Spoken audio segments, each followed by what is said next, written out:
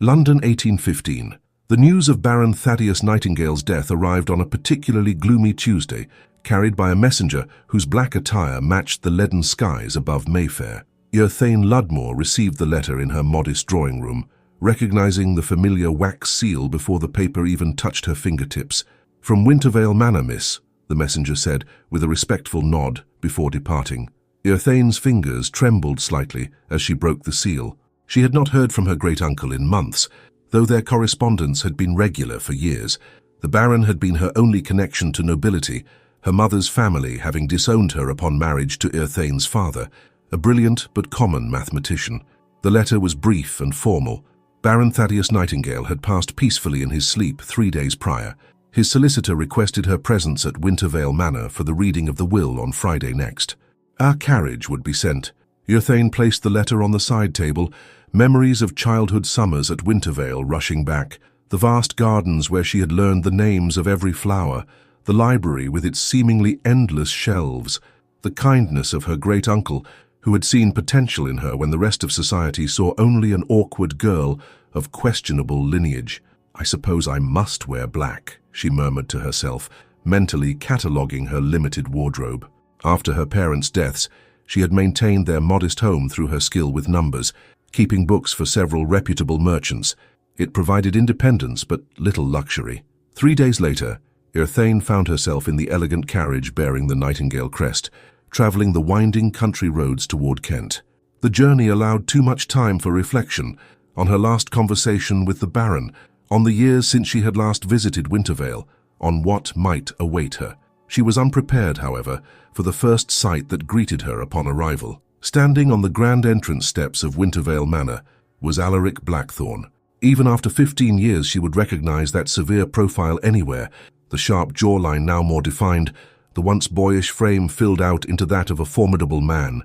His dark hair was precisely styled, his clothing exquisitely tailored in the latest fashion, all black save for a crisp white cravat. Their eyes met across the gravelled drive. Thane felt her spine stiffen involuntarily, a habit formed in childhood whenever Alaric appeared. The memory surfaced with alarming clarity, the time he had pushed her into the ornamental pond after she bested him at chess, the afternoon he ruined her favourite book by accidentally spilling ink across its pages, the garden party where he had loudly questioned her right to attend among the gentry. "Miss Ludmore," he called as she descended from the carriage, his voice deeper than she remembered, but carrying the same cool precision. "How unexpected to find you here." Here Thane smoothed her simple black dress, suddenly aware of its modest quality compared to his obvious wealth. "Mr. Blackthorne, I might say the same." She offered the slightest curtsy propriety demanded. "I was unaware you maintained a connection with my great-uncle." Something flickered across his face, surprise perhaps, before his expression returned to careful neutrality. "Baron Nightingale has been my mentor in business matters these past 8 years, he replied. "A relationship I valued greatly." 8 years, Thane repeated softly. The Baron had never mentioned this in his letters. How curious that he never spoke of it. Alaric's mouth tightened almost imperceptibly. Perhaps he had his reasons for discretion. Before Thane could respond, the heavy oak doors of the manor opened, revealing Mr. Finch, the solicitor, a thin man with spectacles perched precariously on his nose. "Miss Ludmore, Mr. Blackthorne. Thank you for your prompt arrivals. Please follow me. Lady Wintermere and Lord Caddington have already arrived." The grand hall of Wintervale was draped in black crepe, the portraits of Nightingale ancestors watching solemnly from the walls. Thane fought the lump forming in her throat. Despite infrequent visits in recent years, the Baron had been her last true family connection. In the study, Lady Wintermere, the Baron's second cousin, sat rigidly in a high-backed chair, while Lord Caddington, a distant relation through marriage, stood by the window. Neither acknowledged Thane beyond the briefest nod. Mr. Finch cleared his throat. "Now that all principal parties are present, we shall proceed with the reading of Baron Thaddeus Nightingale's last will and testament."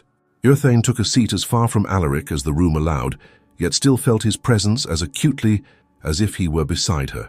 The solicitor's words washed over her, legal phrases and formalities, until a particular clause caught her attention. "And to my great niece, Miss Thane Ludmore, and my protégé, Mr. Alaric Blackthorne, I bequeath jointly my estate of Wintervale Manor and all its holdings, under the condition that they shall maintain and manage the property together for the period of 1 year from my death. Should this condition not be met to the satisfaction of my solicitors, the estate shall be sold, with proceeds divided among charitable organizations of my choosing." The silence that followed was profound. Llywelyn found herself staring at Alaric, whose usually impassive face now betrayed genuine shock. Their mutual adversary since childhood was orchestrating from beyond the grave the cruelest trick of all, forcing them together. Lady Wintermere's indignant gasp broke the silence. "This is preposterous. Wintervale should remain with blood relations." "The Baron's wishes are quite clear," Mr. Finch replied calmly, adjusting his spectacles, "and legally binding." Llywelyn met Alaric's gaze across the room, seeing in his eyes the same realization dawning in her own mind. Whatever game the Baron was playing, they were now unwilling participants, bound together by inheritance and history, with nothing but animosity between them. The morning after the reading of the will dawned cold and misty, the grounds of Wintervale Manor appearing ghost-like beyond the windows. Llywelyn stood in the breakfast room, watching as tendrils of fog caressed the ancient oaks that lined the property. She had spent a restless night in her childhood bedroom, the familiar surroundings now feeling strangely altered by her new status as co-owner. "You're earlier than I expected," came Alaric's voice from the doorway. Llywelyn turned, finding him already impeccably dressed despite the early hour. "I've always preferred mornings," she replied. "A habit from my days of keeping accounts. The numbers are clearer with the first light." He considered this, then moved to pour himself coffee from the silver pot. "We must discuss how we intend to manage this situation." "Indeed." Llywelyn seated herself at the table, maintaining proper posture despite the absence of other observers. "I propose we divide the responsibilities according to our strengths. I assume you have experience in estate management." "Considerable experience," he confirmed, a hint of pride evident in his tone. "I've expanded my shipping company to 3 continents and acquired properties throughout England." "How fortunate for you," Llywelyn replied, striving to keep the bitterness from her voice. While Alaric had been building an empire, she had been carefully budgeting every shilling. "I offer expertise in accounting and household management." Alaric took the seat opposite her, placing his coffee cup precisely on its saucer. "The Baron mentioned your skill with figures. He seemed impressed." This unexpected acknowledgement momentarily silenced Llywelyn. "He spoke of me." Occasionally, Alaric's expression remained unreadable. "But we must address a more pressing matter. The instructions left by the Baron include the continuation of the winter ball tradition." Llywelyn's hand paused midway to her teacup. "The winter ball? But that hasn't been held since your parents stopped attending Wintervale," Alaric finished. 15 years by my count." 14, she corrected automatically. "The Baron discontinued it after the scandal." A thickness hung in the air between them, the unspoken memory of that final summer, when rumors of her father's inappropriate relationship with a married countess had circulated through society. The accusations had been false, yet the damage to the Ludmore name had been irreparable. "Regardless," Alaric continued, "the Baron was explicit. The winter ball must be restored, with invitations extended to all prominent families within 50 miles. That's barely 2 months away," Llywelyn calculated quickly. "The expense would be considerable. The estate will bear the cost. The Baron has left sufficient funds." Alaric rose from the table and moved to the window, his reflections superimposed over the misty gardens.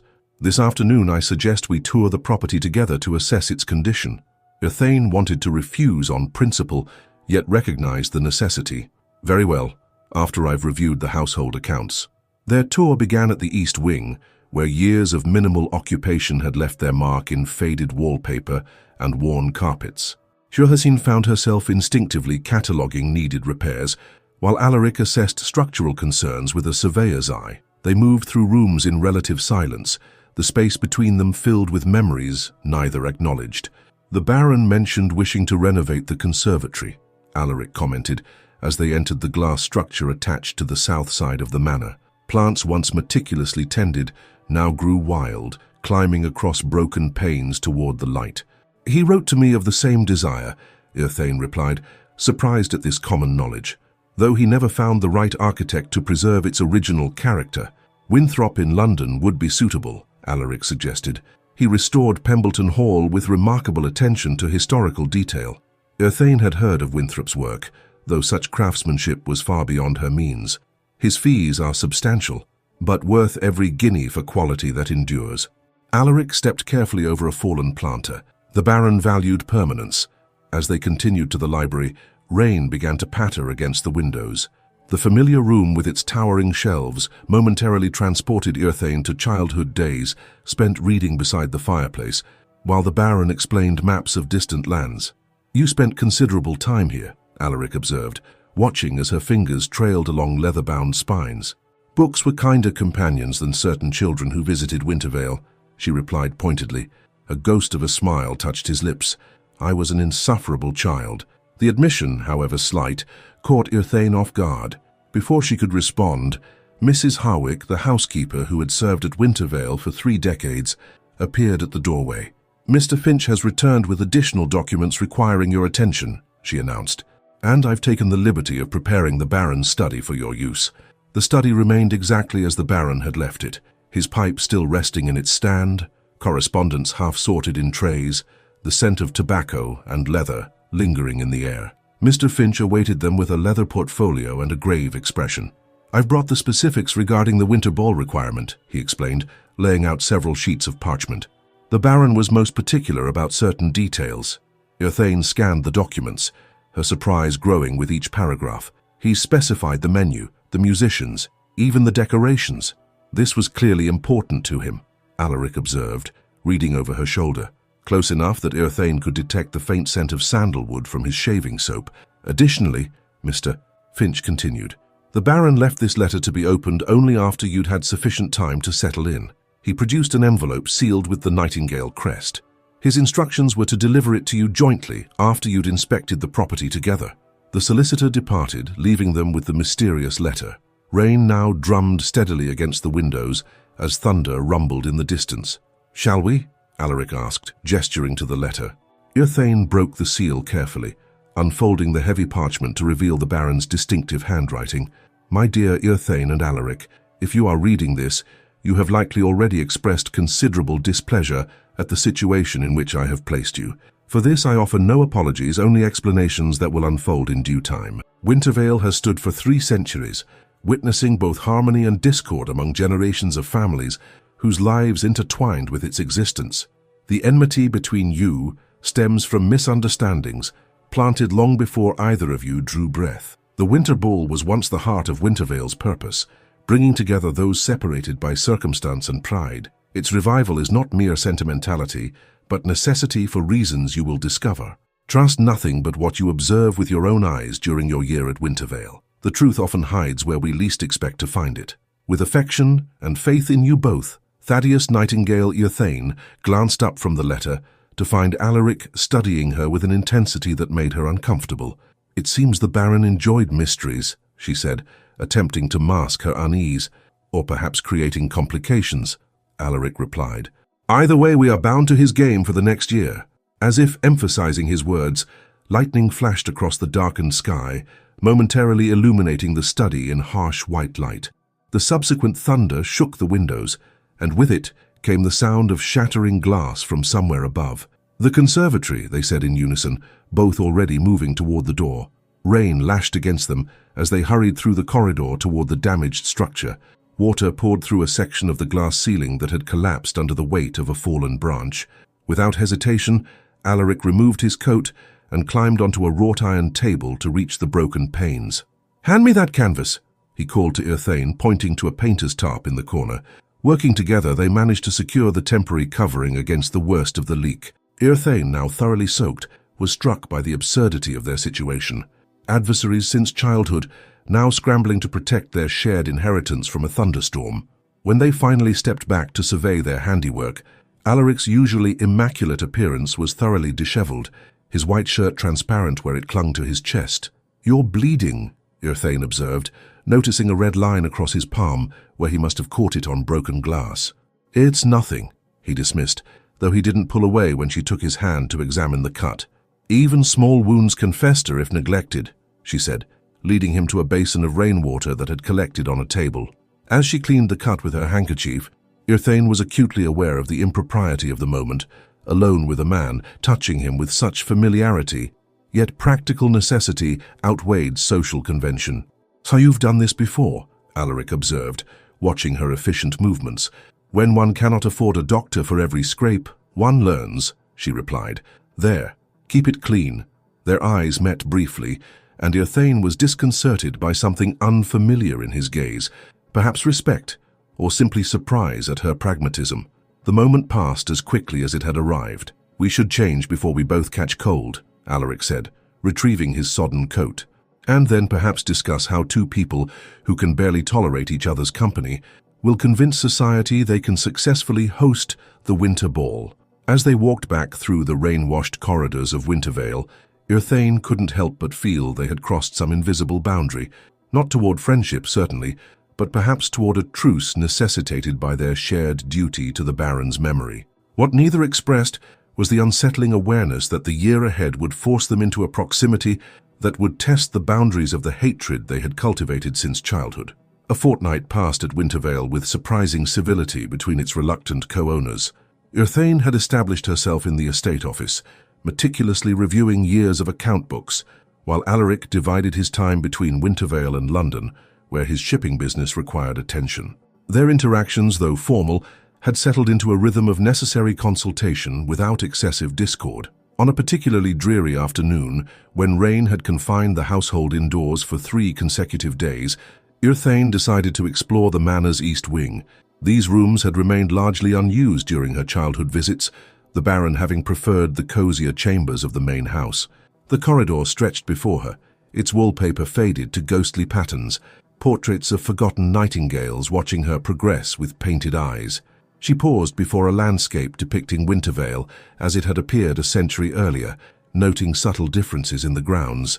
"The lake was larger then," came Alaric's voice from behind her, causing Irthane to start visibly. "You move with alarming silence, Mr. Blackthorne," she said, one hand pressed to her collarbone. "Her warning of your approach would be appreciated."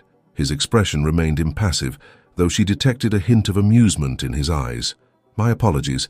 I saw you from the library and wondered what drew you to this forgotten corner of Wintervale." "Curiosity," Irthane replied, resuming her walk down the corridor. "The Baron's letter mentioned truths hidden within these walls. Perhaps he meant it literally. An interesting theory."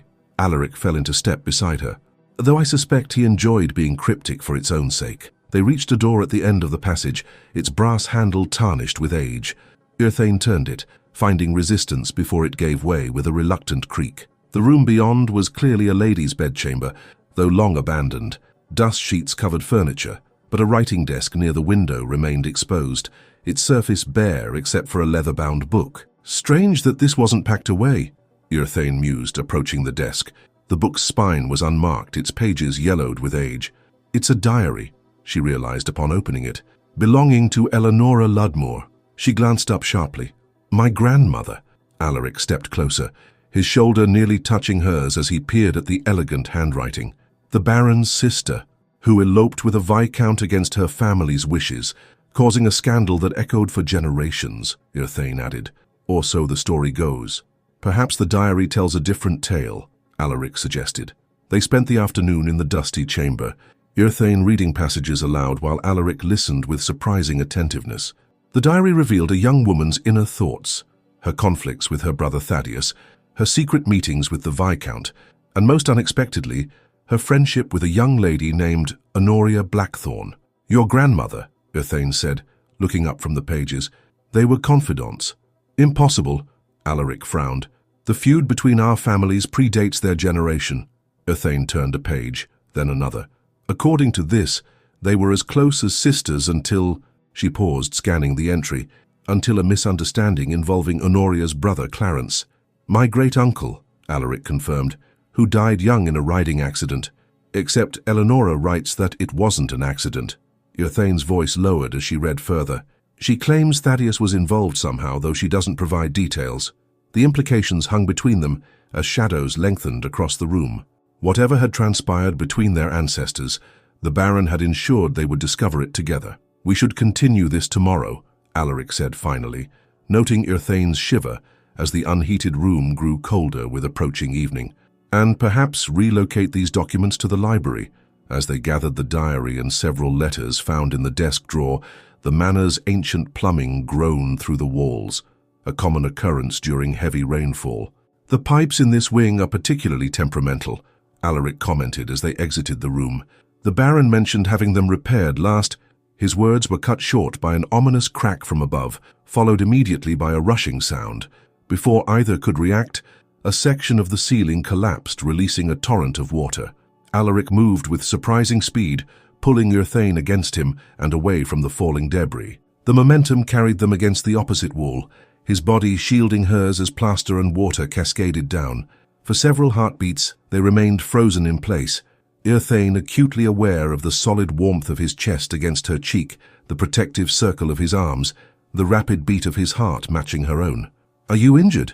he asked, his voice unusually rough as he drew back slightly to examine her.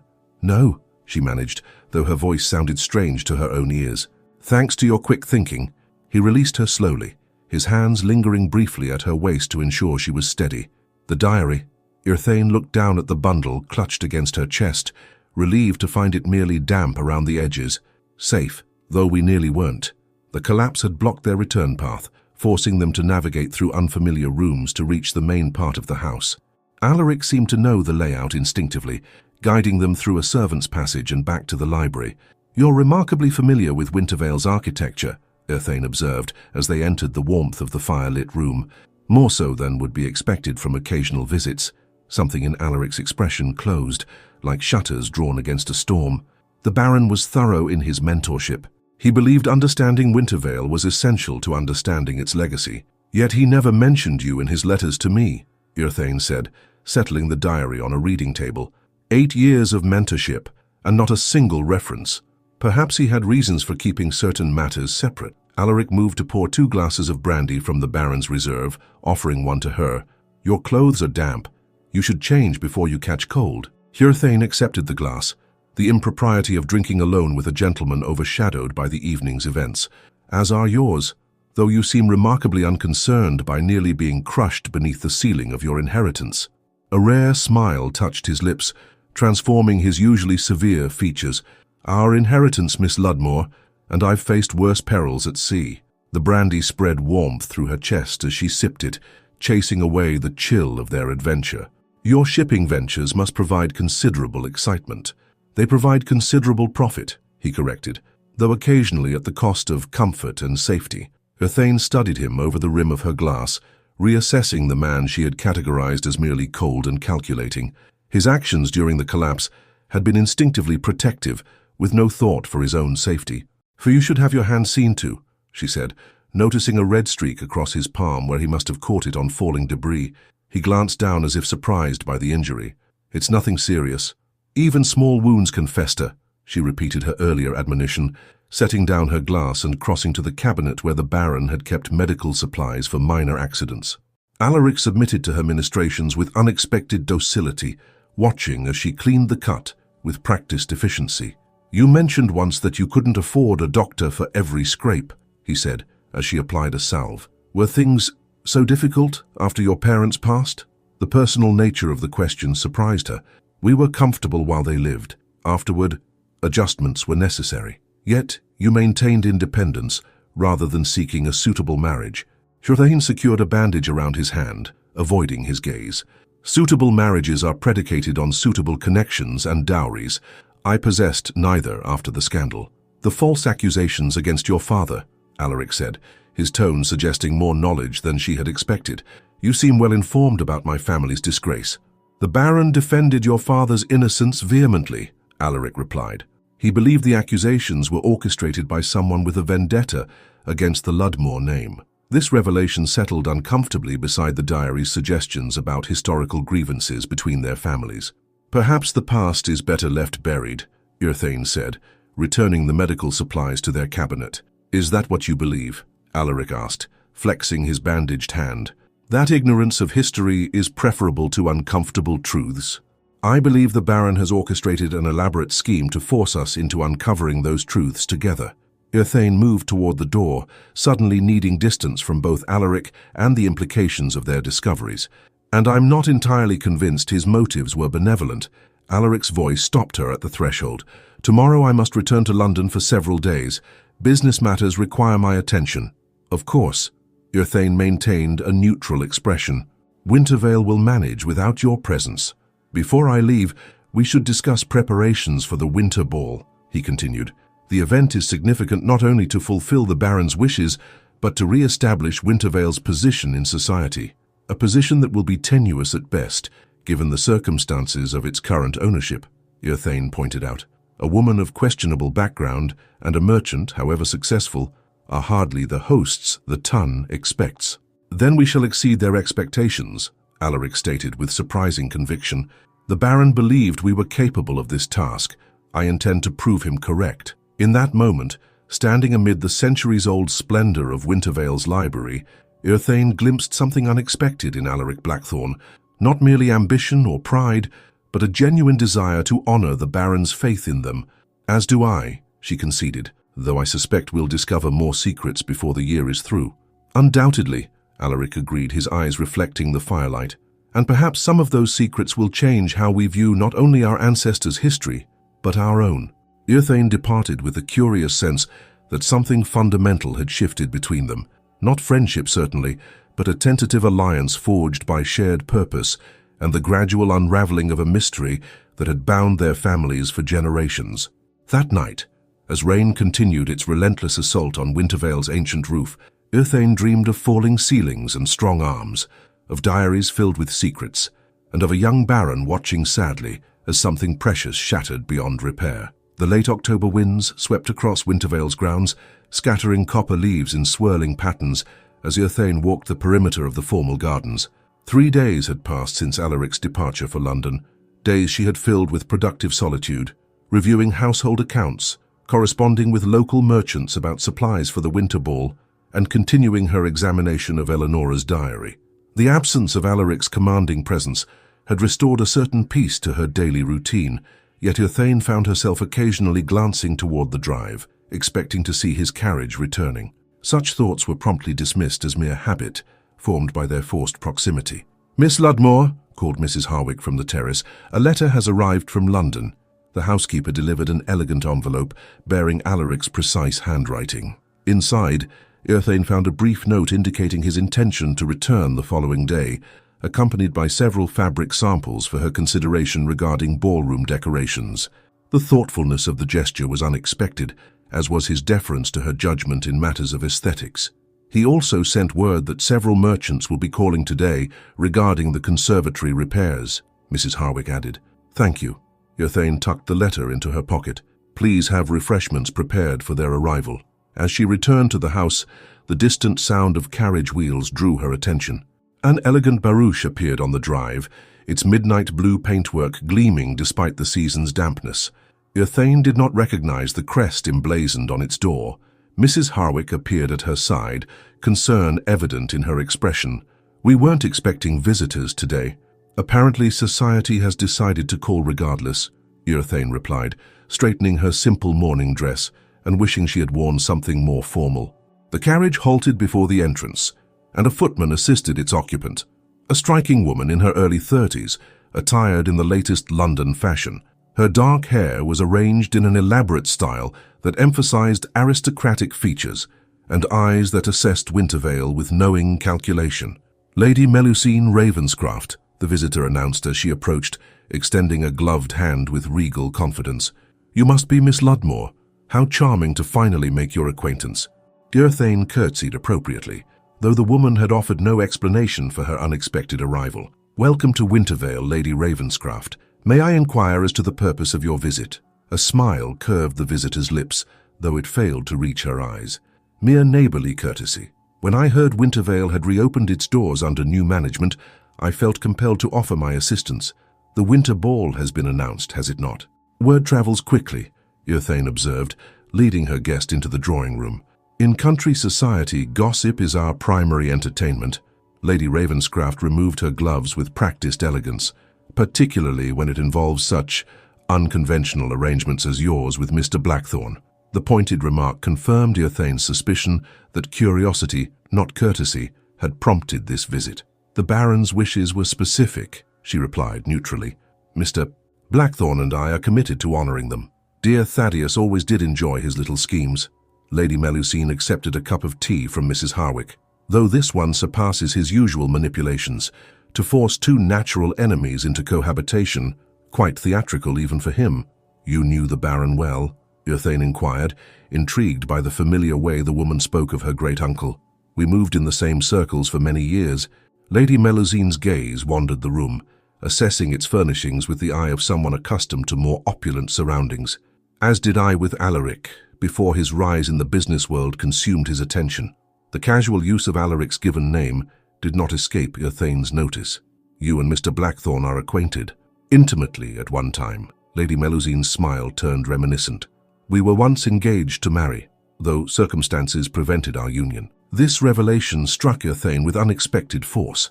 The thought of Alaric courting this elegant, sophisticated woman made perfect sense, yet somehow disturbed her equilibrium.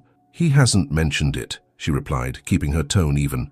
"Alaric guards his private affairs jealously," Lady Melusine said, "particularly his darker chapters. Did he tell you why he avoids meaningful attachments? Why he approaches marriage as a business transaction rather than a matter of the heart?" Urthane hesitated, uncertain whether to engage with what was clearly an attempt to sow discord. "Mr. Blackthorne's personal philosophy is his own concern. It became mine when I discovered the truth about the fire," Lady Melusine continued, watching Urthane carefully. "The one that claimed his parents when he was just a boy. A tragic accident," Urthane said, recalling vague childhood mentions of the event. "So the official account states." Lady Melusine set down her teacup with deliberate precision. However, young Alaric blamed himself. He had been playing with matches in his father's study earlier that day. The guilt has shaped him ever since, a man convinced that anything he touches will eventually burn.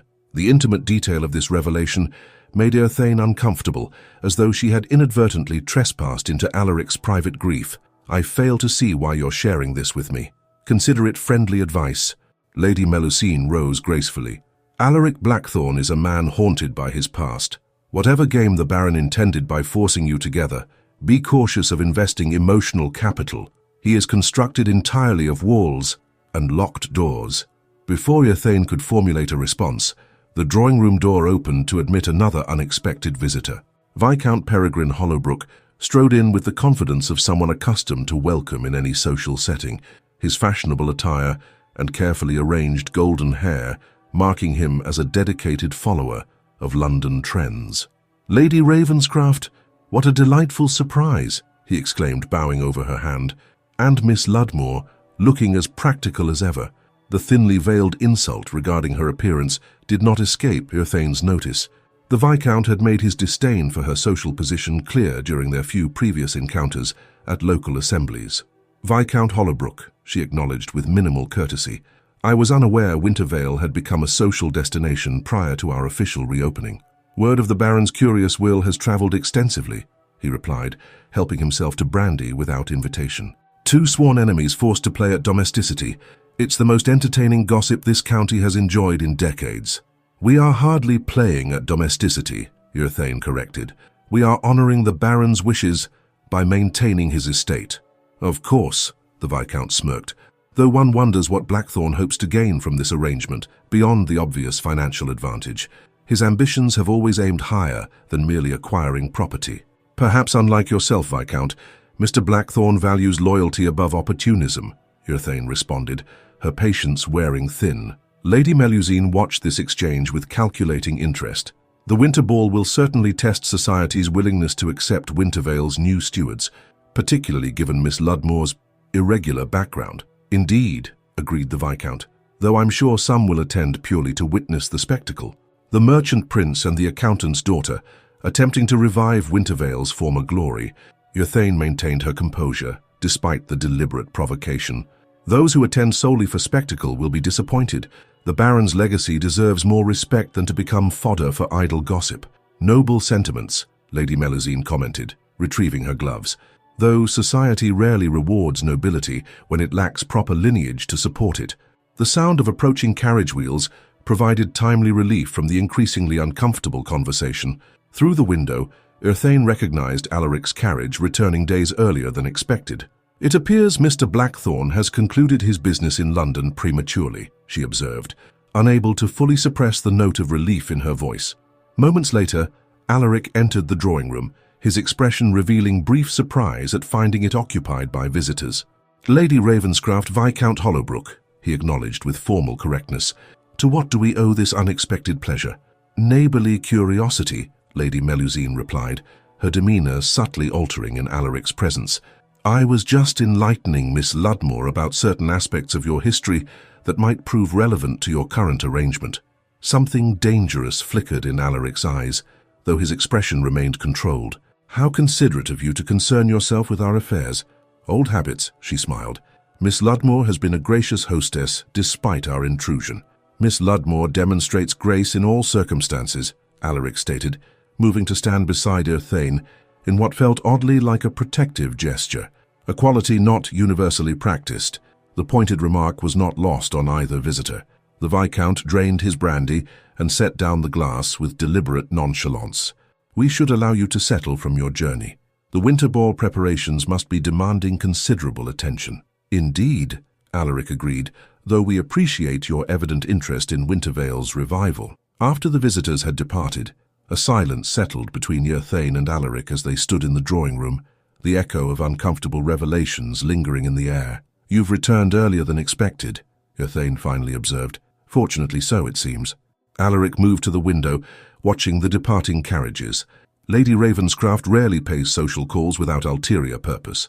She mentioned your previous engagement, Irthane said carefully, and other matters of a personal nature. Alaric's posture stiffened almost imperceptibly. Melusine excels at weaponizing confidences. Whatever she shared was calculated for maximum effect. She spoke of the fire, Irthane admitted. Your parents. The silence that followed was heavy with unspoken emotion. When Alaric finally spoke, his voice carried a controlled tension that revealed more than his words.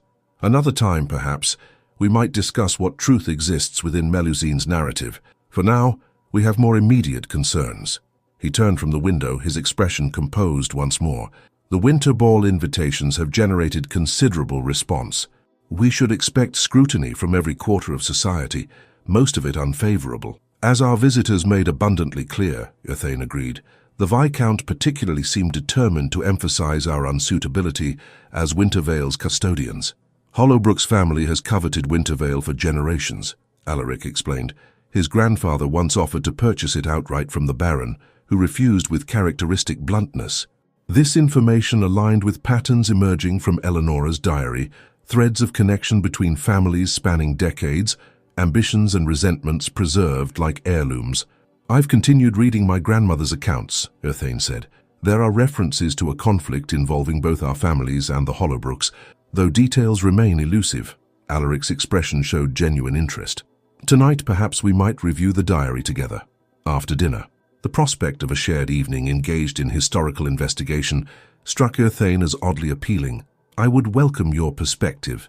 As they stood in the fading afternoon light, the manor quiet around them, Irthane realized their conversation had achieved a natural comfort previously absent. Whether from shared adversaries or growing mutual respect, something had shifted, not toward friendship exactly, but toward an alliance born of common purpose. Our visitors intended to sow discord between us, she observed. A strategy predicated on the assumption that we remain enemies, Alaric replied, a hint of irony touching his voice. Perhaps we might disappoint their expectations. A novel approach, Irthane agreed with the ghost of a smile, though it would deprive society of its anticipated entertainment. Society will find other amusements, Alaric said dismissively. Meanwhile, we have a legacy to preserve and a mystery to unravel. As they moved toward the library, Irthane found herself reconsidering the man beside her, still formidable and often inscrutable, but increasingly revealed as more complex than the childhood adversary she had categorized so definitively. Lady Melusine's warning about walls and locked doors came to mind, yet Irthane now wondered if those barriers might not be entirely impenetrable given the right key. The thought was unsettling in its implications, suggesting a level of interest in Alaric Blackthorne that extended beyond their temporary partnership. Such contemplations were best set aside, she decided firmly.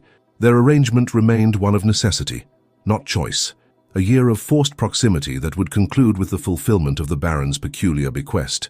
Whatever personal revelations emerged during that time must be regarded as incidental to their primary purpose.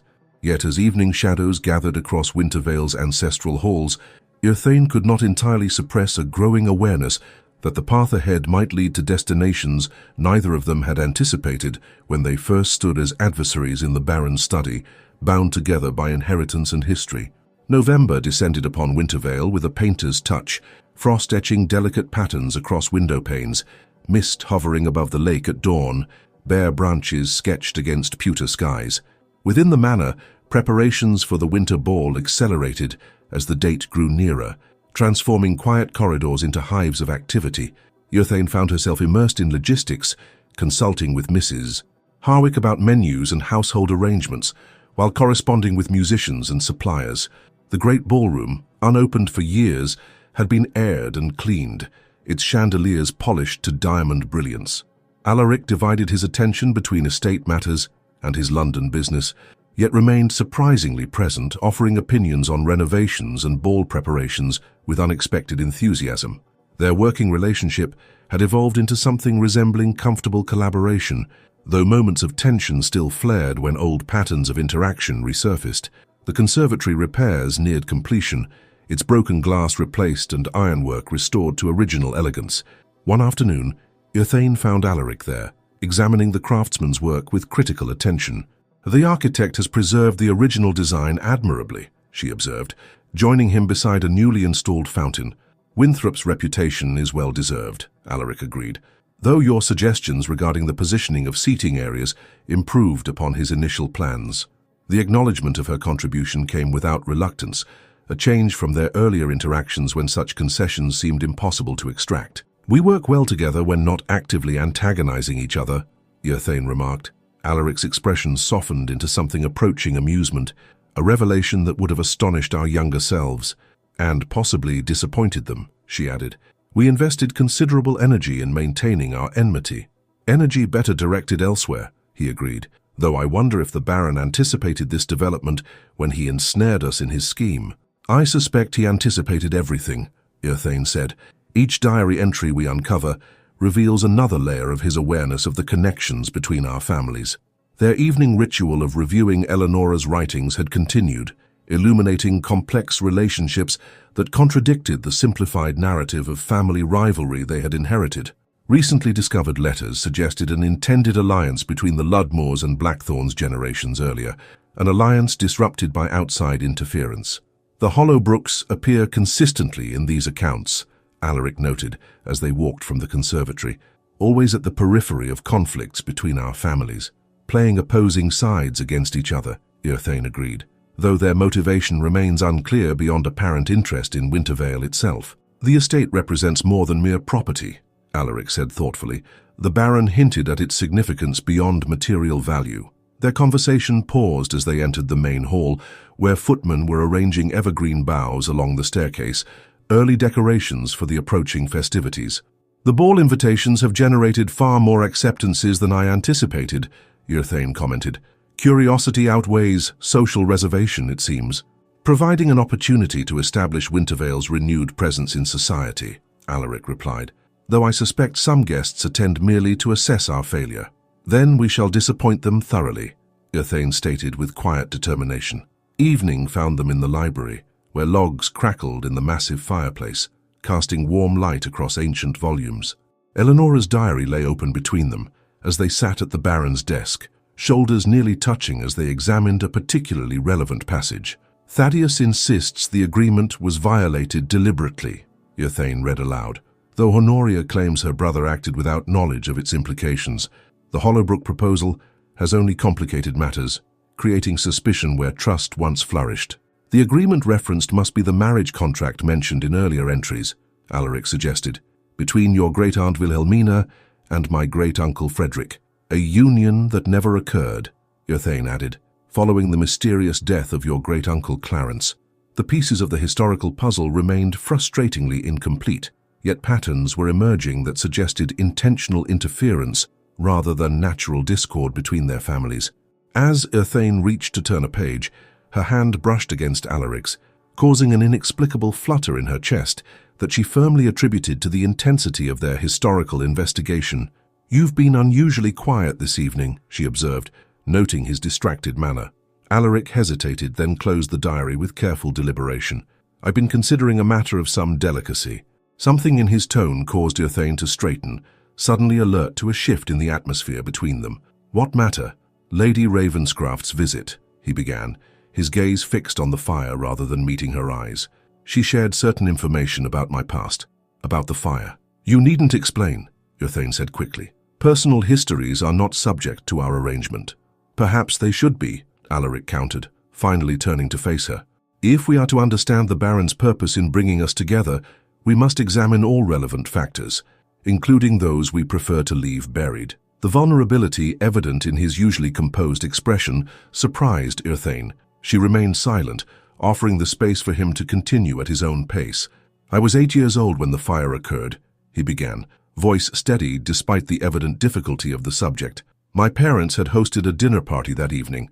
After the guests departed, I should have been asleep, but I had discovered my father's collection of sailing maps in his study. Fascinated, I took a candle to examine them more closely. He paused, the firelight casting shadows across his features. I fell asleep there. The candle tipped over. By the time I woke, flames had already engulfed the study and spread to adjacent rooms where my parents slept. You were a child, Urthane said softly. An accident is not the same as culpability. Distinctions lost on a boy who survived while his parents perished, Alaric replied. I was sent to live with my grandfather, who reinforced the lesson that emotional attachments lead inevitably to disaster. A philosophy I embraced wholeheartedly until, when he didn't continue, Urthane found herself leaning slightly toward him. Until the Baron took an inexplicable interest in a bitter young man determined to build walls against the world, Alaric finished. He challenged my assumptions persistently, though I resisted his efforts with stubborn determination. The revelation of this relationship between Alaric and her great-uncle added dimension to the Baron's scheme, not merely reconciling family lines, but perhaps healing wounds that extended beyond historical grievances. The Baron saw something in you worth cultivating, Urthane observed, as he did in me, when society deemed my family beyond redemption. He believed in redemption above all else, Alaric agreed, even for those who denied needing it. A comfortable silence settled between them, broken only by the occasional snap of burning logs. Urthane found herself studying Alaric's profile, seeing now the shadows of the wounded boy within the composed man, a perspective that altered her understanding of his previously inexplicable behaviors. Your history explains much, she said finally, though it doesn't excuse your pushing me into the ornamental pond when we were children. The unexpected reference to their childish rivalry startled a genuine laugh from Alaric, a sound Urthane realized she had never heard before. The transformation of his features in that moment of unguarded amusement was remarkable. As I recall, you retaliated by hiding frogs in my boots, he reminded her. A measured response to unprovoked aggression, she countered, smiling despite herself. We were monstrous children, Alaric acknowledged, his expression sobering, though perhaps with more justification than I realized. We were merely continuing a pattern established generations before our birth. A pattern the Baron seems determined we should break, Urthane noted, though his methods are unnecessarily theatrical. Effectiveness often requires dramatic measures, Alaric said. Had he simply invited us to reconcile, would either of us have considered it? The question prompted honest self-reflection. I would have politely declined, Urthane admitted, and maintained my comfortably righteous resentment. As would I, Alaric agreed. Instead, we find ourselves reluctant collaborators in his posthumous scheme for rehabilitation.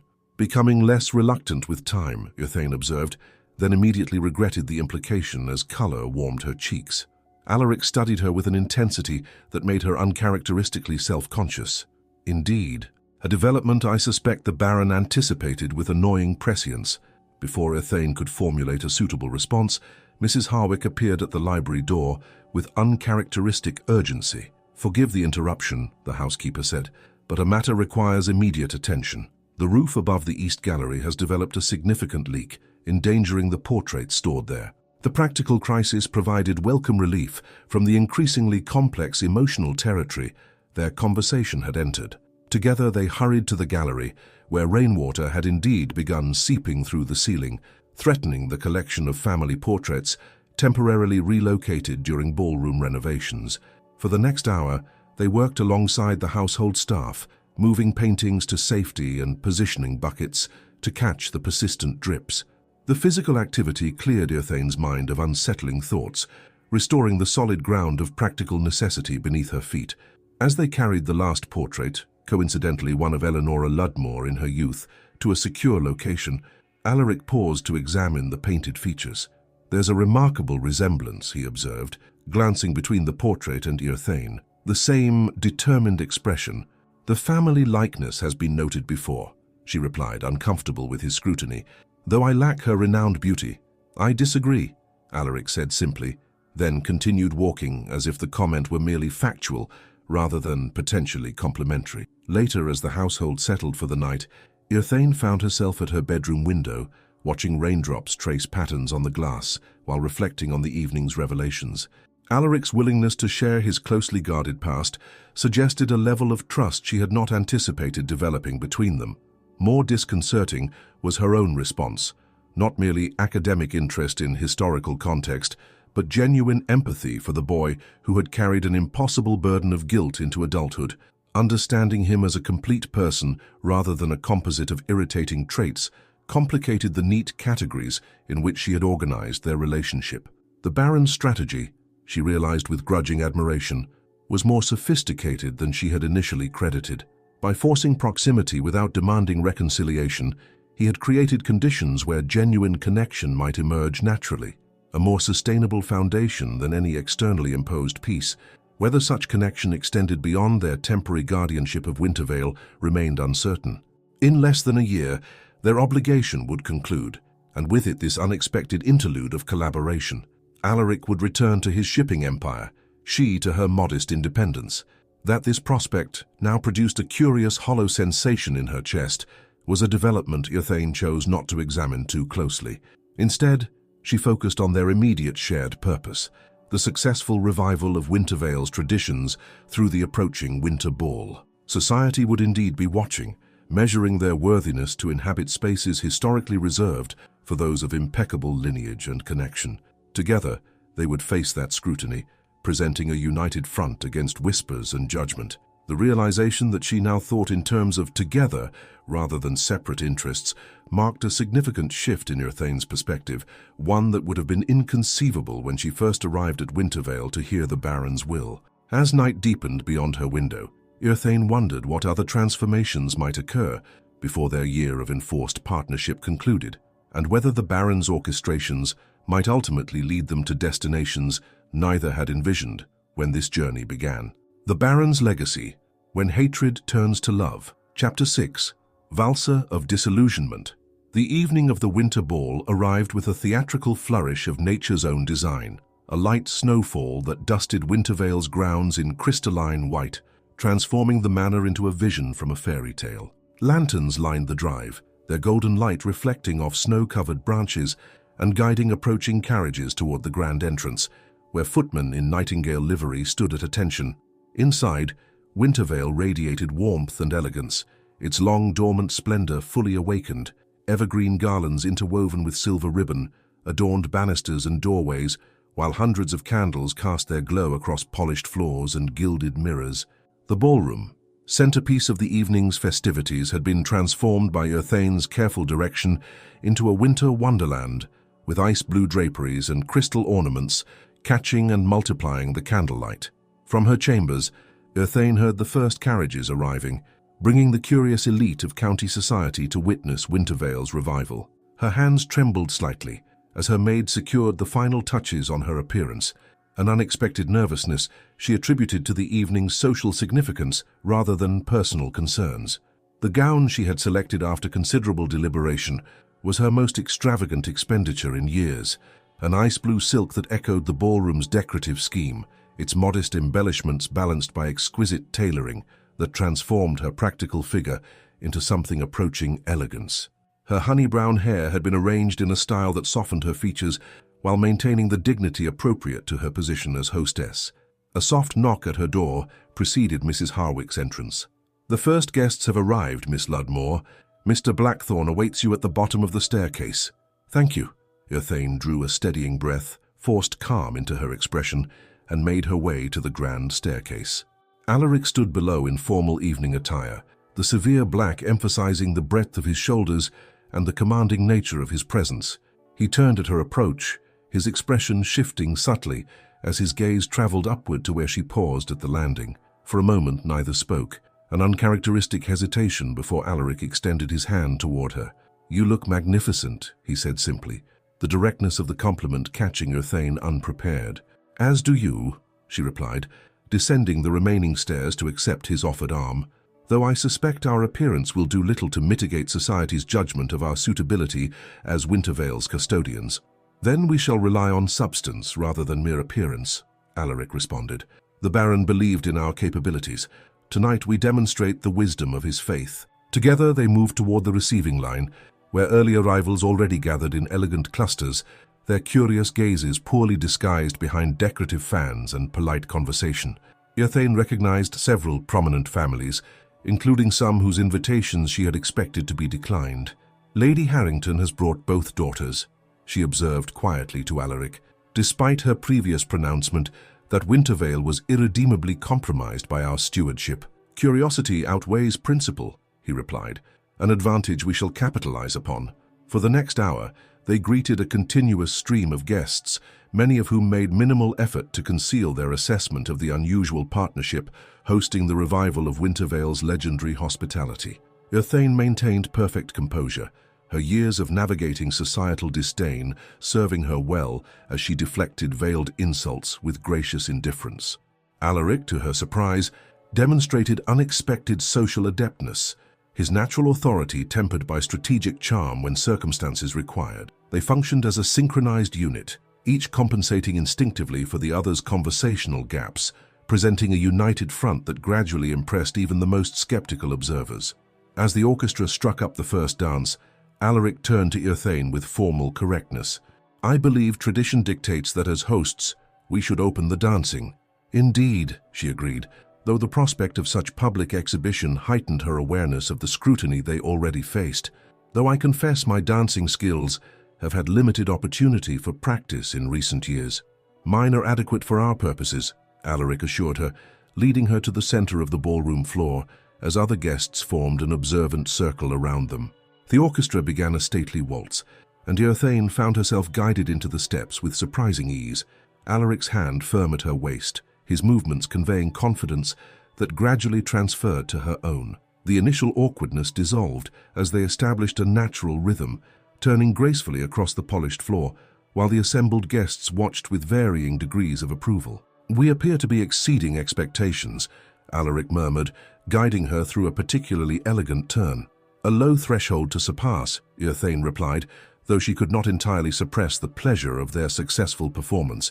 "Many anticipated immediate disaster, including ourselves perhaps when we first inherited this responsibility," he observed, his gaze meeting hers with unexpected warmth. The comment prompted Urthane to reflect on their extraordinary evolution from childhood adversaries to functional partners in the space of mere months, a transformation neither had anticipated when the Baron's will had forced them into proximity. As the waltz concluded, other couples joined the dance floor, and Urthane found herself engaged in conversation with various guests, many expressing surprised approval of Wintervale's restoration. Alaric similarly circulated among the gathering, his business acumen evident in discussions with influential landowners whose approval could significantly impact their social standing. "Miss Ludmore," came a familiar voice behind her, "your efforts have produced a surprisingly convincing impression of legitimate hospitality." Urthane turned to find Lady Melusine Ravenscraft, resplendent in crimson silk that emphasized her dramatic beauty. "Lady Ravenscraft, I'm pleased our humble efforts meet with your qualified approval." "The transformation is remarkable," Lady Melusine conceded, her assessing gaze traveling the ballroom, "though I wonder if appearances might be deceiving in more ways than one." "I'm afraid I don't follow your meaning," Urthane replied, though something in the woman's tone triggered caution. "Appearances suggest a harmonious partnership between yourself and Alaric," Lady Melusine clarified, her voice lowering conspiratorially. "Yet one wonders what currents flow beneath that carefully constructed facade. Our partnership is precisely what it appears to be," Urthane stated firmly, "a mutual commitment to honoring the Baron's wishes." Lady Melusine's smile held knowing amusement. "My dear Miss Ludmore, few things in society are exactly as they appear, particularly matters involving Alaric Blackthorne." Before Urthane could respond, Viscount Hollowbrook approached, interrupting their exchange with practiced charm. "Lady Ravenscraft, Miss Ludmore, a delightful convergence of beauty and practicality. The thinly veiled slight did not escape Earthane's notice, though she maintained her composed expression. "Viscount, I trust you're enjoying the evening's festivities." "Indeed," he replied, his gaze casually surveying the gathering. "Though I confess curiosity regarding certain rumors circulating among the guests." "Society thrives on rumors," Earthane observed neutrally. "Few deserve acknowledgement. Even those suggesting ulterior motives behind Blackthorn's apparent dedication to this venture," the Viscount persisted. "His business pursuits have always followed strategic objectives rather than sentimental attachments." Lady Melusine nodded in apparent agreement.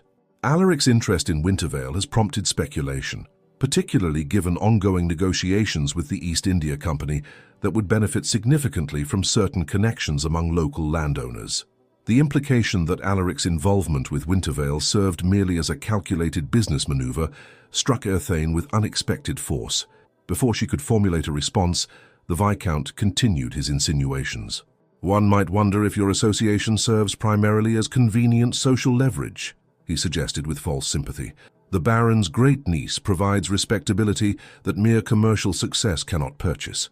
"Your concern for my position is touching, Viscount," Earthane replied, her tone cooling noticeably, though misplaced. "If you'll excuse me, I have guests requiring attention." As she moved away, Earthane struggled to dismiss the unsettling suggestions. Rational analysis argued that such rumors represented predictable attempts to disrupt their partnership from those who stood to benefit from Wintervale's failure. Yet emotional response proved less easily controlled, awakening doubts she had believed resolved regarding Alaric's motivations. The evening progressed with apparent success, guests filling the dance floor while conversation and laughter echoed through Wintervale's halls. Earthane maintained her hostess duties flawlessly, though her awareness of Alaric had heightened following the uncomfortable exchange with Lady Melusine and the Viscount. She observed him engaged in conversation with several prominent landowners, his manner conveying the confident authority that had built his commercial empire. The possibility that their entire partnership might represent strategic calculation rather than genuine collaboration troubled her more than seemed reasonable, given their arrangement's fundamentally pragmatic nature. Later, as guests enjoyed refreshments between dances, Alaric approached her with 2 glasses of champagne. "You've orchestrated a remarkable success," he said, offering her a glass. "Even Lady Harrington appears impressed, despite her determined skepticism." "A collective achievement," Earthane acknowledged, accepting the champagne though her appetite for celebration had diminished. "Your business connections have contributed significantly to tonight's attendance." Something in her tone caused Alaric to study her with increased attention. "Has something occurred to disturb you? You seem unusually reserved." "Merely fulfilling my role," Earthane replied, unwilling to admit that gossip had affected her equilibrium. "Though I've been made aware of certain rumors regarding your business interests in relation to Wintervale." Alaric's expression revealed nothing, though his posture subtly tensed.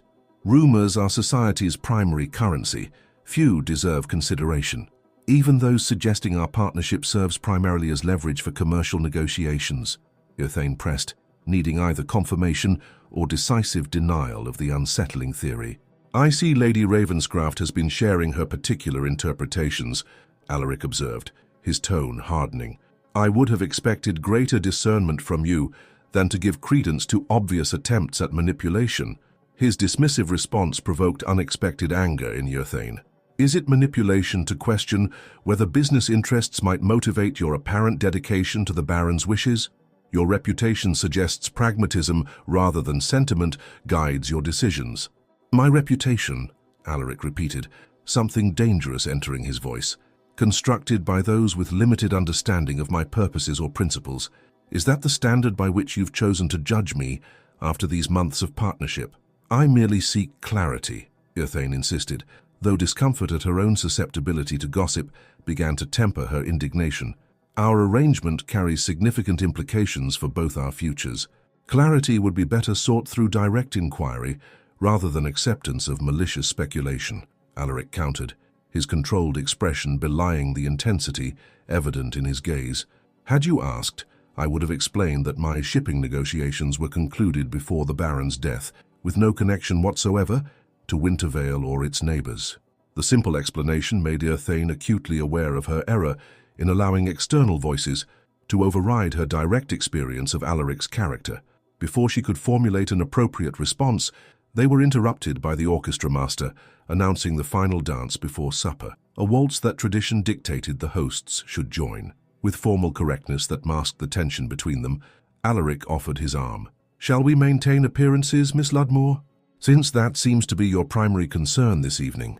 The subtle rebuke stung as Yrthane accepted his arm and allowed him to lead her to the dance floor. They moved through the waltz with technical perfection, though the natural synchronicity they had achieved earlier had been replaced by careful distance, physical contact maintained at precisely the minimum required by propriety. "I spoke without sufficient consideration," Yrthane admitted quietly as they turned past a cluster of observing guests.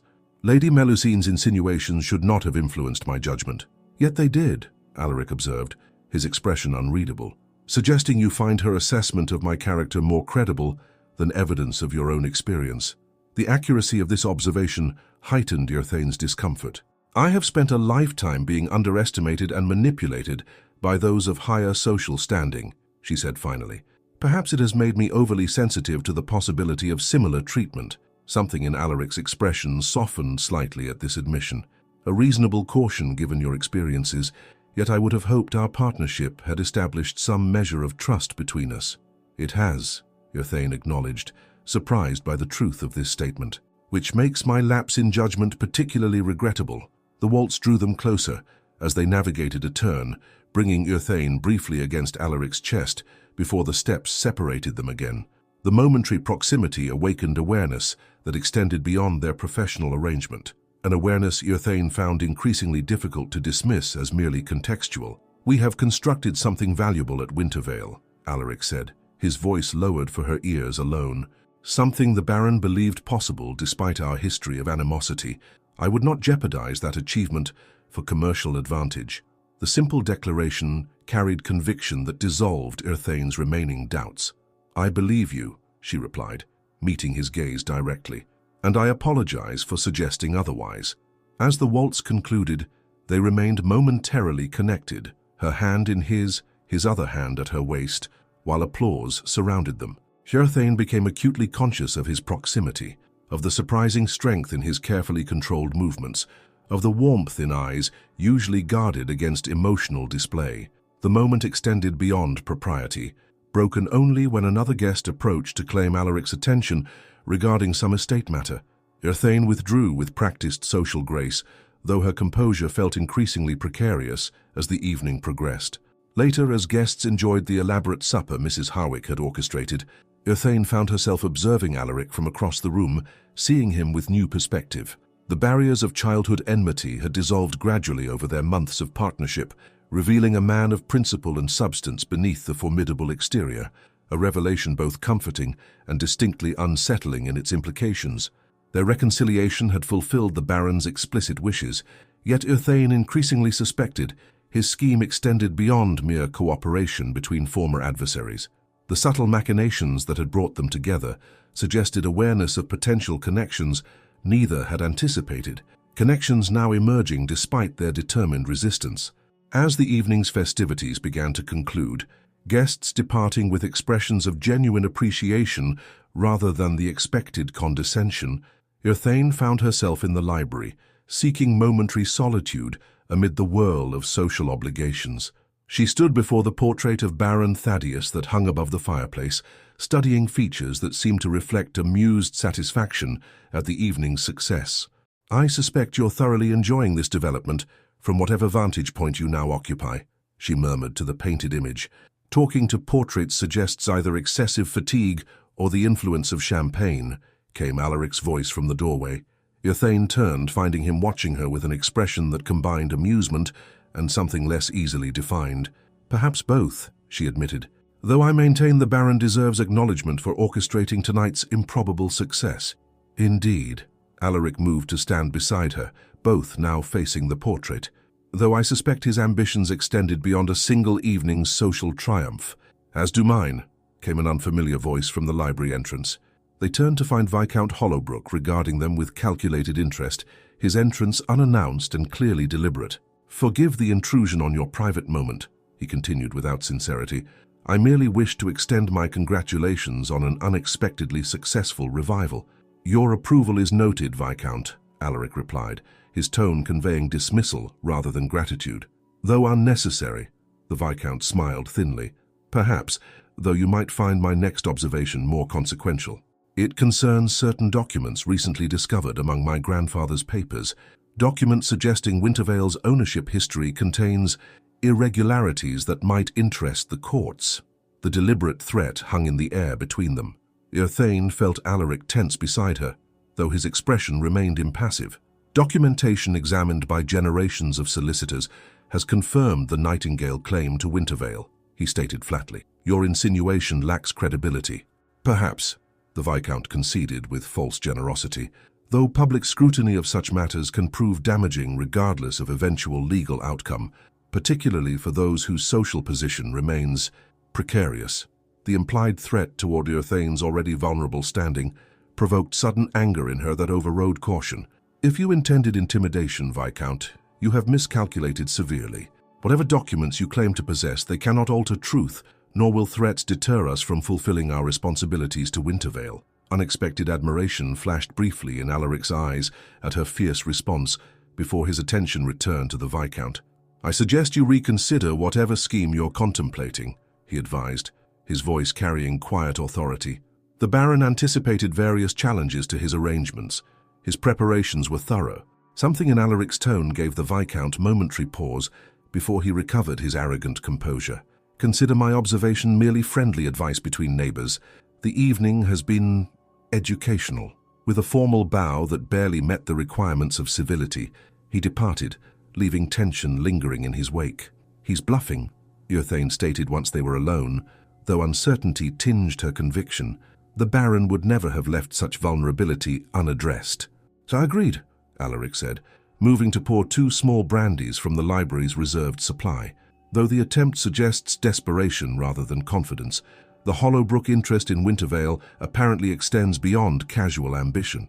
Another piece of the historical puzzle, Irthane observed, accepting the offered glass, though his timing suggests tactical planning rather than spontaneous mischief. The Winterball's success threatens whatever advantage he hoped to gain from our failure, Alaric agreed, his expression thoughtful as he considered implications beyond the immediate confrontation. Society's acceptance of our partnership, however qualified, establishes precedent that strengthens our position. Our partnership, Irthane repeated, the phrase carrying unexpected weight as she became aware of their solitude in the firelit library, the sounds of departing guests muted by distance and heavy doors, a concept that would have seemed ludicrous mere months ago, yet now appears the most natural arrangement imaginable, Alaric completed, his gaze meeting hers with an intensity that caused her to look away first. The moment stretched between them, filled with unspoken awareness that their relationship had evolved beyond the parameters originally established by the Baron's will. The evening's events, both their synchronized success as hosts and the brief discord caused by external manipulation, had illuminated the strength of connection developed through their shared purpose. We should return to our guests, Irthane said finally, setting aside her barely touched brandy. Proprieties must be observed, particularly given society's interest in finding fault with our management. Of course, Alaric agreed, though he made no immediate move toward the door. Though I would first clarify something regarding our earlier misunderstanding. His slight hesitation, unusual in a man typically precise in both thought and expression, caught Irthane's attention. What clarification? My involvement with Wintervale has never been motivated by commercial advantage, he stated, his directness characteristic but somehow more personal than their usual exchanges. My commitment stems from obligation to the Baron's memory and increasingly, he paused, seeming to reconsider his words before continuing with careful neutrality, and from appreciation of our successful collaboration. The incomplete thought lingered between them, its potential conclusion remaining unspoken, yet somehow present in the charged atmosphere of the quiet library. Irthane found herself unable to maintain her usual pragmatic distance, awareness of Alaric as more than merely a business partner becoming increasingly difficult to dismiss. We should rejoin the gathering, she repeated, voice steadier than her internal composure, before absence prompts additional speculation. Alaric nodded, offering his arm with formal correctness that nevertheless conveyed something beyond mere social obligation. As they walked toward the ballroom where final dances concluded the evening's festivities, Earthane acknowledged privately that the winter ball had succeeded in its ostensible purpose, while simultaneously illuminating complexities neither had anticipated when their forced association began. The Baron's posthumous orchestration had proven more subtle and far-reaching than either had initially recognized, not merely reconciling former adversaries, but potentially creating connections that transcended their temporary arrangement. Whether such connections would survive beyond their year of obligatory partnership remained uncertain, a question Earthane found increasingly difficult to consider with her customary detachment. As midnight approached and the last guests departed into the snow-dusted darkness, Wintervale settled into satisfied silence, its revival accomplished, its future secured against immediate threat, its unlikely custodians standing together on the threshold of possibilities neither had envisioned when first they crossed its ancient threshold as reluctant co-inheritors of the Baron's legacy. 6 months to the day after Baron Thaddeus Nightingale's passing, winter released its hold on Wintervale. The first tentative crocuses pushed through soil at the edge of formal gardens, while sunlight lingered increasingly on the western facade of the manor house each evening. The winter ball had marked a turning point in both Wintervale's social rehabilitation and the partnership of its unlikely custodians. Earthane sat at the desk in the estate office, reviewing correspondence with local merchants. The morning light filtered through tall windows, illuminating neat stacks of ledgers that testified to her meticulous management. 6 months of dedicated work had transformed Wintervale's administrative systems from neglected remnants of the Baron's haphazard approach into a model of efficiency. A soft knock interrupted her concentration. Mrs. Harwick entered bearing a small silver tray with a sealed letter. "This just arrived by special messenger, Miss Ludmore," the housekeeper announced. "The man said it was to be delivered precisely today, according to instructions left by the Baron before his passing." Earthane examined the envelope with curiosity. The heavy cream paper bore the familiar Nightingale seal pressed into dark blue wax. "Thank you, Mrs. Harwick." Alone again, she studied the envelope, recognizing the Baron's distinctive handwriting, addressing it jointly to Miss Earthane Ludmore and Mr. Alaric Blackthorne, to be opened 6 months following my departure. Another piece of the elaborate puzzle the Baron had constructed around them. Since the winter ball, their relationship had settled into comfortable collaboration, the childhood animosity that once defined their interactions now seeming impossibly distant. They worked together effectively, consulting on estate matters with mutual respect that occasionally, in unguarded moments, hinted at something deeper neither had directly acknowledged. Alaric's business affairs had required increased attention in London over recent weeks, his presence at Wintervale less constant than during winter months. Earthane had found herself noting his absences with the awareness that troubled her analytical mind, suggesting emotional involvement beyond their practical arrangement. The sound of carriage wheels on the drive drew her attention to the window. Alaric had returned from London a day earlier than expected, his tall figure emerging from the carriage with the confidence that characterized his movements. Earthane found herself smoothing her hair before catching the gesture and deliberately folding her hands on the desk instead. Minutes later, Alaric appeared at the office doorway, the journey's dust still evident on his dark coat. "Mrs. Harwick mentioned a special delivery," he said without preamble, though his expression softened as their eyes met. "From beyond the grave, it seems," Earthane confirmed, indicating the sealed letter. "The Baron's final communication, according to the messenger's instructions." Alaric crossed to the desk, removing his gloves as he approached. "His penchant for theatrical timing persists even in death." "Indeed." Earthane held up the envelope. "Shall we discover what new scheme he has devised for our instruction?" Alaric pulled a chair closer to her desk, their shoulders nearly touching as Earthane carefully broke the seal and unfolded several sheets of heavy parchment covered in the Baron's flowing script. "My dear Earthane and Alaric," she read aloud, "if this letter reaches you as instructed, 6 months have passed since my departure from this world, and with it, half the term of your joint stewardship of Wintervale.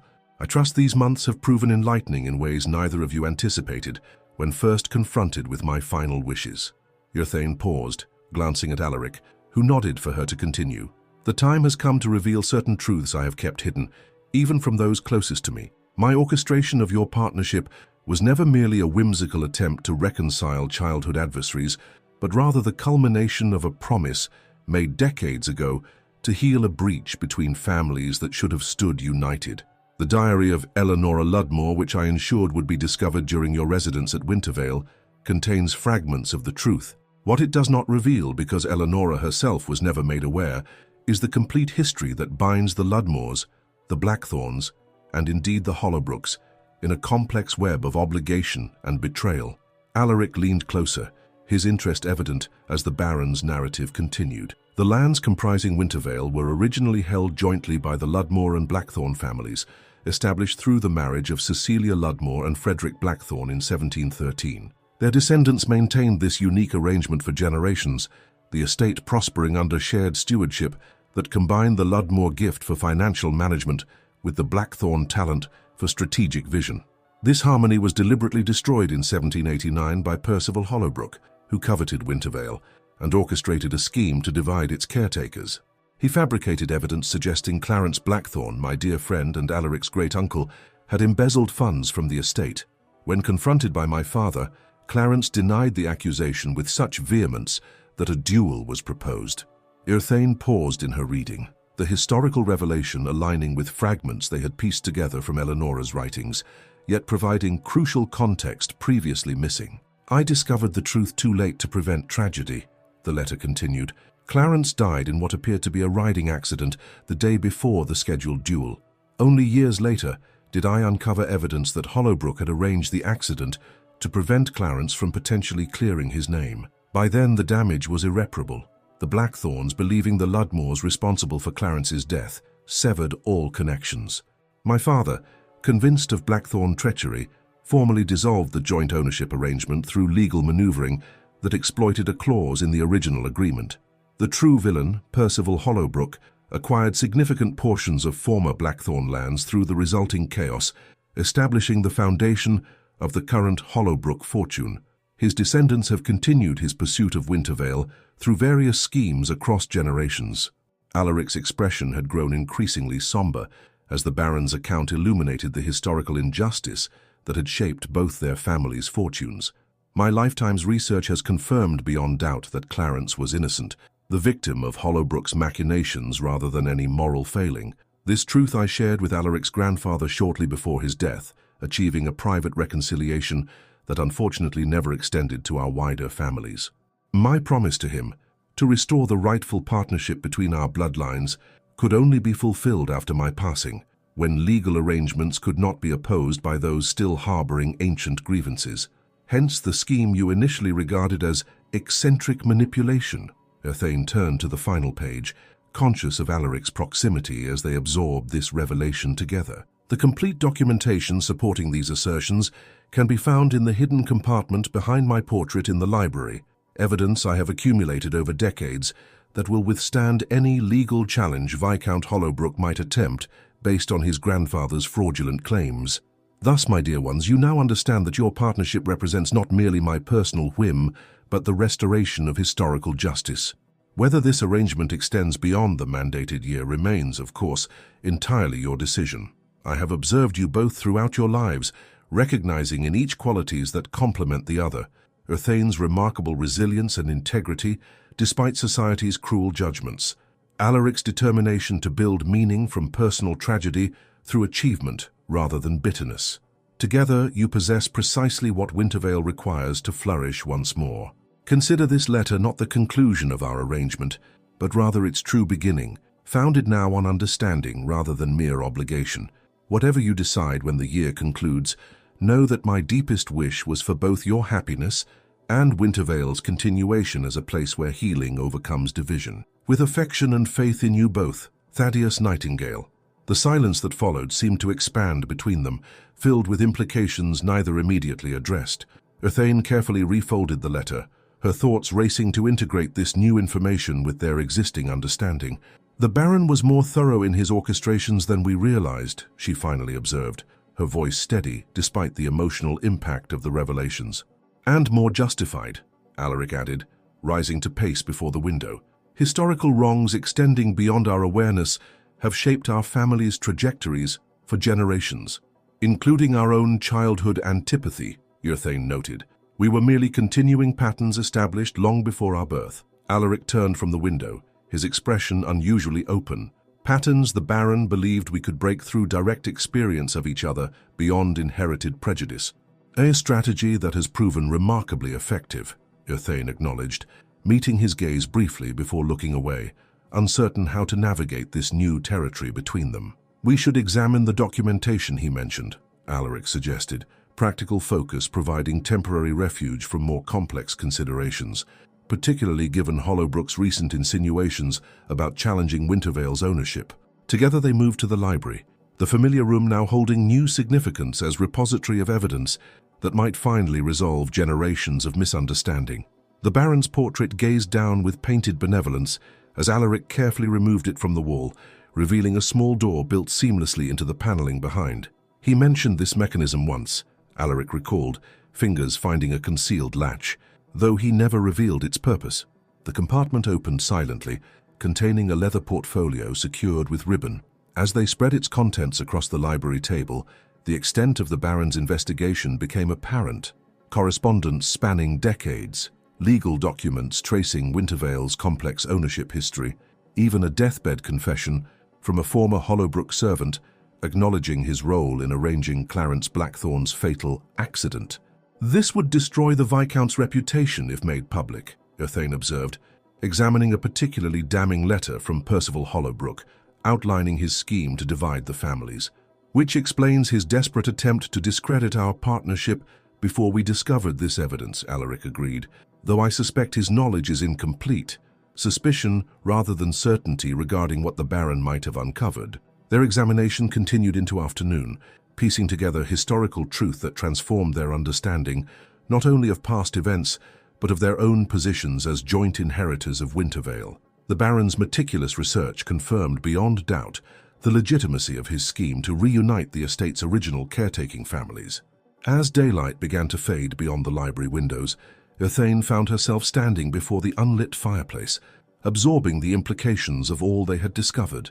"The Baron has granted us powerful leverage against Hollowbrook's threats," she observed, "though using it would inevitably create public scandal. Perhaps unnecessary," Alaric suggested, joining her before the fireplace. A private conversation with the Viscount, presenting selected evidence, might prove sufficient deterrent without public exposure. "A diplomatic approach," Uthane agreed, "though I confess, part of me would enjoy seeing justice publicly served for generations of manipulation." "Understandable," Alaric acknowledged, studying her with unusual intensity. "Yet, the Baron's purpose seems to have been healing rather than retribution." Their proximity in the dimming light held a certain intimacy that neither immediately disrupted, the shared discovery creating connection beyond their established working relationship. "The historical context explains much," Uthane said finally, "though not everything." "What remains unexplained?" Alaric inquired, his voice softening in a way that suggested he might already anticipate her meaning. "Why us, specifically?" she clarified. "The Baron could have selected any Ludmore and Blackthorne representatives to fulfill his promise, yet he chose us particularly, orchestrating our involvement with deliberate precision. Perhaps he recognized complementary qualities we ourselves failed to acknowledge," Alaric suggested, his gaze holding hers with uncharacteristic openness. "The letter mentioned his observations of us throughout our lives. The implication hung between them, that the Baron's scheme extended beyond historical rectification to something more personally significant. Before either could pursue this delicate territory further, urgent knocking interrupted their conversation. Mr. Finch, the solicitor, entered with uncharacteristic agitation. "Forgive the intrusion," he began, removing rain-spattered spectacles. "Urgent news has arrived regarding the eastern property boundary. A significant portion of the old stone wall collapsed during yesterday's rainstorm, and Hollowbrook tenants have already begun erecting new markers several yards inside what has historically been Wintervale land." The practical crisis demanded immediate attention, temporarily displacing more complex personal considerations. For the next several hours, they reviewed boundary documentation, consulted with the estate manager, and formulated strategy to address this apparent attempt by the Viscount to capitalize on natural disaster for territorial advantage. "He's testing our resolve," Alaric observed as they examined maps in the estate office, likely assuming our discovery of the Baron's evidence would require time for strategic planning. "Then we shall disappoint his expectations," Uthane replied decisively. I suggest we ride to the boundary at first light tomorrow, accompanied by workers to begin immediate restoration of the original wall placement. Agreed, Alaric nodded. Direct action rather than legal wrangling eliminates opportunity for prolonged dispute. Their synchronized response to external threat demonstrated how effectively they had learned to function as partners, each contributing perspective and skills that complemented the other's approach. The practical crisis had temporarily overshadowed the more personal implications of the Baron's revelations, providing familiar ground of shared purpose. As evening settled over Wintervale, they continued working by lamplight, preparing instructions for workers and drafting correspondence to neighboring landowners affirming the estate's boundaries. Their collaborative efficiency had become so natural that Earthane found herself momentarily surprised when she looked up to find Alaric watching her with an expression that suggested thoughts beyond their immediate tasks. "We work well together," he observed quietly. As the Baron apparently anticipated. "Indeed," Earthane acknowledged, setting aside her pen, "though I suspect his orchestrations extended beyond mere professional compatibility." The statement acknowledged what had remained tacitly understood between them since the winter ball, a shifting of relationship beyond pragmatic partnership towards something neither had directly addressed. "The Baron was remarkably perceptive," Alaric agreed, maintaining her gaze with unusual directness, "in matters beyond estate management." Before Earthane could respond to this careful opening toward more personal territory, an urgent commotion in the entrance hall interrupted their conversation. Hurrying to investigate, they found several estate workers supporting Jacob Turner, the head groundskeeper, who appeared injured and soaked from the steadily increasing rainstorm outside. "Hollowbrook men," Turner managed through evident pain, clutching his side where blood seeped through his coat. "They've diverted the north stream toward the lower fields. The new plantings will be destroyed if the water isn't redirected." The deliberate sabotage required immediate response despite the advancing night and worsening weather. Within minutes, Alaric had organized workers for emergency intervention while Earthane arranged for Turner's injuries to be treated. "I'm accompanying the men," Alaric informed her, already donning weather gear. "The stream diversion requires immediate correction before significant damage occurs." "I'll join you," Earthane stated firmly, reaching for her own coat. "The Western Field irrigation system was my design. Understanding its mechanics may prove crucial." Momentary surprise crossed Alaric's features before resolving into acceptance of her practical logic. "Very well. Though conditions will be extremely challenging." "I'm hardly unfamiliar with challenging conditions," she reminded him, practical experience from years of independent management evident in her confident preparations. Together they rode through intensifying rain toward the northern boundary, where the Hollowbrook estate adjoined Wintervale lands. The stream that normally provided carefully regulated irrigation to both properties had been deliberately redirected through broken embankments, sending water cascading toward Wintervale's newly planted fields, where spring crops had just begun to emerge. For hours they worked alongside estate laborers in mud and darkness, rebuilding embankments and constructing temporary channels to divert floodwaters from vulnerable croplands. Earthane's technical understanding of the irrigation system proved invaluable, her practical suggestions implemented without question, despite the unusual circumstance of a woman directing such labor. Alaric worked tirelessly among the men, his strength and determination inspiring continued effort despite increasingly difficult conditions. The collaborative response gradually turned potential disaster into merely significant inconvenience, preserving most of the threatened plantings while restoring proper water flow between the estates. Dawn broke with exhausted satisfaction as they surveyed the results of night-long labor. Soaked to the skin and covered in mud, they rode back toward the manor house in the grey morning light. "Hollowbrook's aggression grows increasingly desperate," Alaric observed, rain still falling steadily around them. "Tonight's sabotage suggests knowledge that his previous strategies have failed. The Baron's evidence clearly threatens whatever claim he hoped to establish," Earthane agreed, fatigue evident in her voice despite resolute posture. "Though such direct tactics seem strangely reckless for someone usually operating through manipulation. Fear produces irrational responses," Alaric noted. "Our partnership has proven more resilient than he anticipated." The simple statement contained implications beyond their immediate circumstances, acknowledgement that what had begun as forced collaboration had evolved into genuine alliance neither had initially believed possible. Arriving at Wintervale's stables, they dismounted with the stiffness of prolonged physical exertion. As stable hands took charge of their horses, Alaric turned to Urthane with uncharacteristic hesitation. "You continue to surprise me," he said quietly. "Few would have maintained such practical competence throughout tonight's difficulties."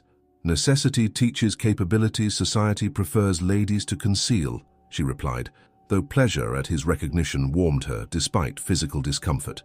"Just as your willingness to labor alongside workers, rather than merely direct them, reveals character beyond typical expectations of your position." Something in his expression shifted, barriers lowering to reveal emotion usually carefully concealed. Perhaps the Baron's greatest insight was recognizing potential connections beyond superficial differences. The moment between them deepened despite their mud-soaked condition and the practical concerns demanding attention.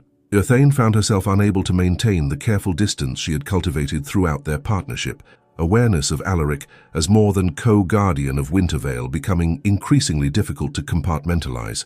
Before either could navigate this delicate territory further, Mrs. Harwick appeared with urgent concern regarding their condition, practical necessities of dry clothing and hot beverages temporarily displacing more complex considerations. Later that day, having recovered somewhat from the night's exertions, they met with local magistrates summoned to witness the Hollowbrook sabotage. The Baron's hidden documentation provided crucial context for what might otherwise have appeared isolated incident rather than calculated campaign to undermine Wintervale's boundaries. "The evidence suggests coordinated effort to destabilize your position," observed Magistrate Thornfield, after examining both physical damage and historical documentation. "Legally actionable should you choose to pursue formal complaint. Our immediate concern is securing boundaries against further incursion," Alaric replied, exchanging glances with Urthane in silent communication that had become natural between them. "Though we reserve right to legal recourse should aggression continue." Their unified response impressed the magistrates, who departed with assurances of support should further incidents occur.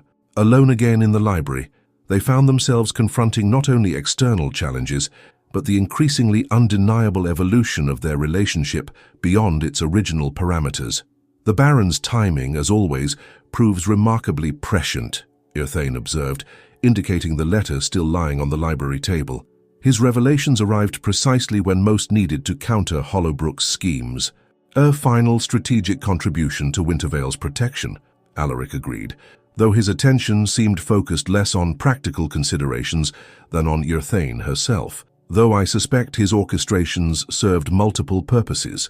The statement invited acknowledgement of what had developed between them, connection transcending their obligatory partnership to something neither had anticipated when first confronting the Baron's will. "Indeed," Urthane conceded, meeting his gaze with uncommon directness. "His understanding of complementary qualities appears to extend beyond estate management." "A perception we initially resisted," Alaric noted, moving closer with deliberate intent that caused Urthane's pulse to quicken despite her usual composure, yet increasingly difficult to dismiss as mere manipulation.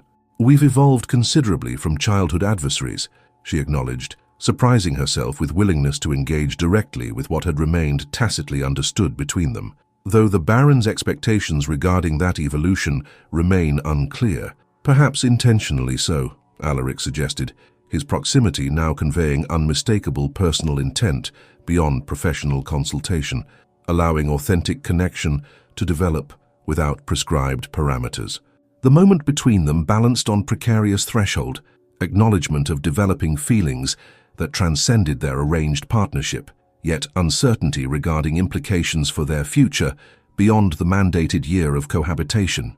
Before either could navigate this delicate territory further, a messenger arrived with reports of additional boundary disputes requiring immediate attention. The practical crisis provided temporary refuge from emotional complexity, allowing retreat to familiar ground of collaborative problem-solving. Yet as they addressed immediate concerns, both recognized that the Baron's revelations had fundamentally altered their understanding not only of Wintervale's history, but of their own relationship to each other, a relationship that had evolved beyond obligation toward connection neither had sought, yet increasingly, neither wished to relinquish. The Baron's posthumous orchestration had proven more profound than either initially recognized, illuminating historical truths while simultaneously creating conditions for personal discoveries that would ultimately determine whether their partnership might extend beyond the year's conclusion toward possibilities neither had envisioned when first they crossed Wintervale's threshold as reluctant co-inheritors of the Baron's legacy. The final week of their mandated year at Wintervale arrived with surprising swiftness. Spring had yielded to glorious summer, the estate flourishing under their joint stewardship. The boundary disputes with Hollowbrook had been decisively resolved after their private meeting with the Viscount, where selected evidence from the Baron's collection had prompted immediate withdrawal of all claims against Wintervale. Herthane stood in the conservatory, now fully restored to its original splendor. Sunlight streamed through pristine glass, illuminating exotic plants arranged according to her design. The space symbolized their partnership, damaged structures rebuilt through collaborative vision into something more magnificent than before. "I thought I'd find you here," Alaric said, entering with quiet confidence that had replaced his earlier formality. Their relationship had evolved gradually since the Baron's revelatory letter, moving from cautious alliance towards something neither had named explicitly. "Our year concludes tomorrow," Herthane observed, turning to face him. "The estate solicitors arrive at noon for the final assessment." "Indeed." Alaric moved beside her, their shoulders nearly touching as they surveyed the flowering paradise they had created together. "The Baron's conditions have been met beyond reasonable expectation." "Wintervale has been transformed," she agreed, "as have other things previously considered immutable." The statement acknowledged what had developed between them: respect evolving toward admiration, collaboration toward genuine affection, past enmity yielding to something neither had anticipated. "The question remaining," Alaric said carefully, "concerns what follows our obligatory year. The Baron restored historical partnership between our families, but left its continuation entirely to our discretion." "A significant decision," Herthane replied, her usual practicality challenged by emotions she had spent a lifetime controlling. "With implications beyond mere property management." Alaric turned to face her directly, the reserve that had once defined him now absent as he took her hands in his. "I find myself unexpectedly reluctant to return to separate existences." The Baron's scheme, however manipulative initially, revealed possibilities I had never permitted myself to consider. "Possibilities that contradict everything we once believed about each other," Herthane acknowledged, allowing herself rare vulnerability. "Yet align perfectly with what we've discovered through direct experience," Alaric countered, his expression more open than she had ever witnessed. "The Baron saw what we could not, complementary strengths creating something stronger than either alone could achieve.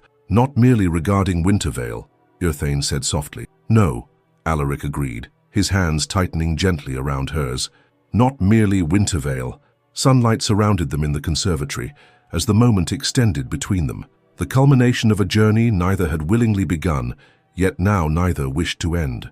"Perhaps," Herthane suggested with newfound courage, "we might consider a more permanent arrangement regarding both Wintervale and ourselves."